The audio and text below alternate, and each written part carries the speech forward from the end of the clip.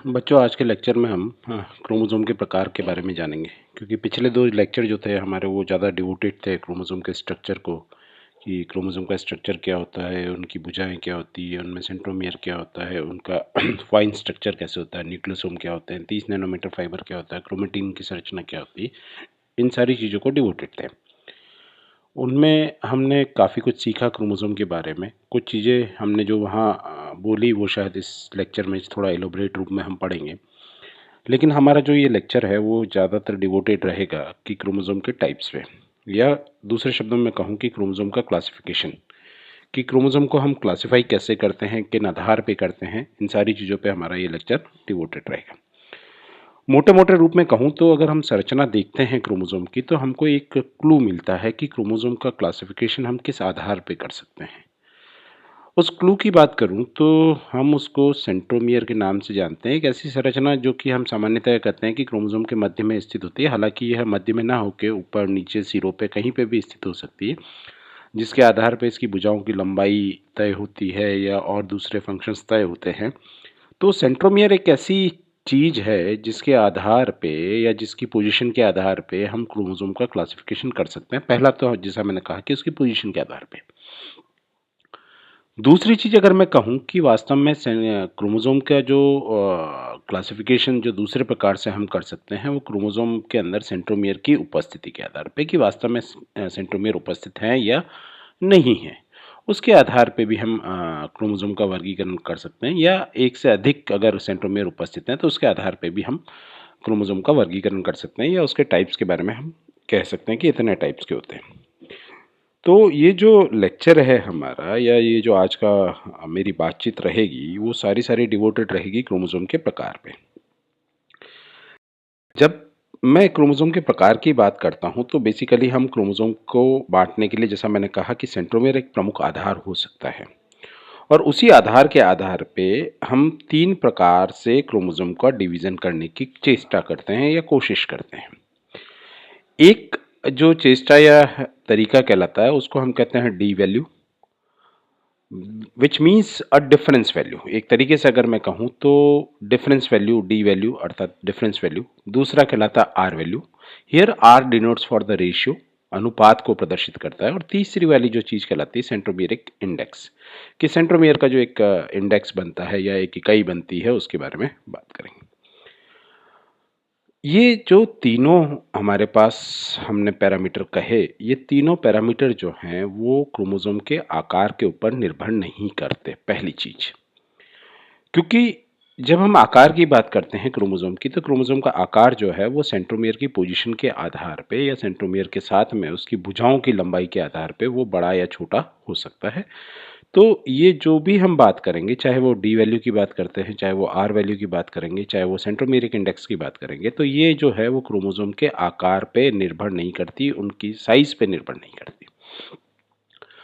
जब मैं D value की बात करता हूं तो जैसा मैंने कहा कि it is a kind of difference value. Difference between what, कि किस किस के बीच में डिफरेंस। तो जब हम सामान्यतः जब बात करते हैं कि डिफरेंस किसके बीच में होना चाहिए, तो ऑब्वियसली हमारे पास क्रोमोसोम में एक ही चीज है जिसके अंदर हम ये कह सकते हैं कि डिफरेंस आ सकता है, वह है उनकी भुजा की लंबाई। कि क्रोमोसोम में जो भुजाएं पाई जा रही है, उनकी भुजाओं की लंबाई के मध्य में यदि अंतर आता है या उस अंतर को हम नापते हैं तो उसको हम डी वैल्यू से डिनोट करते हैं।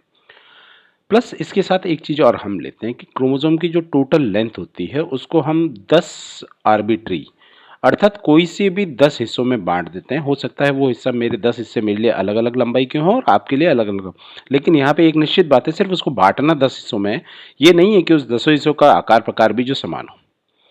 अब डी वैल्यू हमारे लिए कैसे फायदेमंद हो सकती है, कैसे हम उसके आधार पे उनका वर्गीकरण कर सकते हैं। तो डी वैल्यू की अगर हम बात करें कि if the difference comes zero, P और क्यू के मध्य का डिफरेंस अगर जीरो आता है, या मैं कहूं क्यू और पी के मध्य का डिफरेंस, क्योंकि पी जो है हम हमेशा कहते हैं कि छोटी भुजा होती है, क्यू की बात करते हैं तो क्यू के लिए हम कहते हैं कि हमेशा बड़ी भुजा होती है। तो Q और P के मध्य का जो अंतर है वह यदि जीरो होता है तो हम ये कह सकते हैं कि क्रोमोसोम के दोनों भुजाएं जो हैं वह समान लंबाई की हैं। तो एक चीज हमारे पास ये आती है, यदि हम ये कहें कि Q और P का डिफरेंस जो है वो धनात्मक है,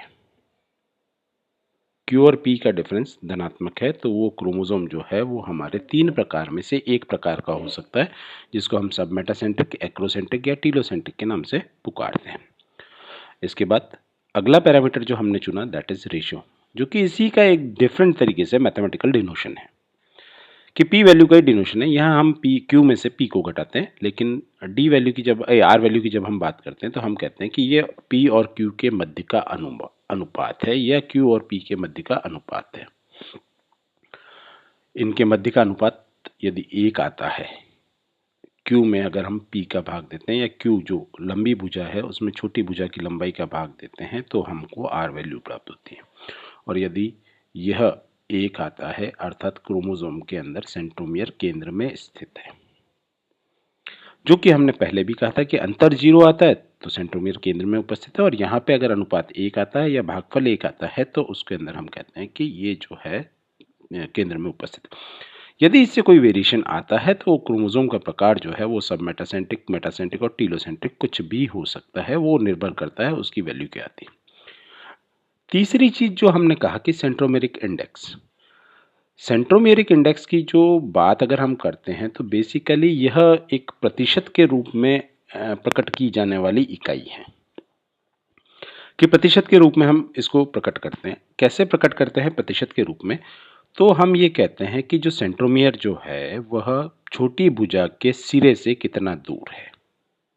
पहली चीज कि छोटी भुजा के सिरे से कितना दूर है, और उसको हम क्रोमोसोम की कुल लंबाई के प्रतिशत के रूप में देखते हैं कि छोटी भुजा से अगर वो 1 माइक्रोमीटर दूर है, 5 माइक्रोमीटर दूर है, 7 माइक्रोमीटर दूर है, उसका प्रतिशत हम निकालते हैं कि टोटल लंबाई से P प्लस Q से। तो जो हमारे पास आंकड़ा आता है उसको हम कहते हैं सेंट्रोमेरिक इंडेक्स।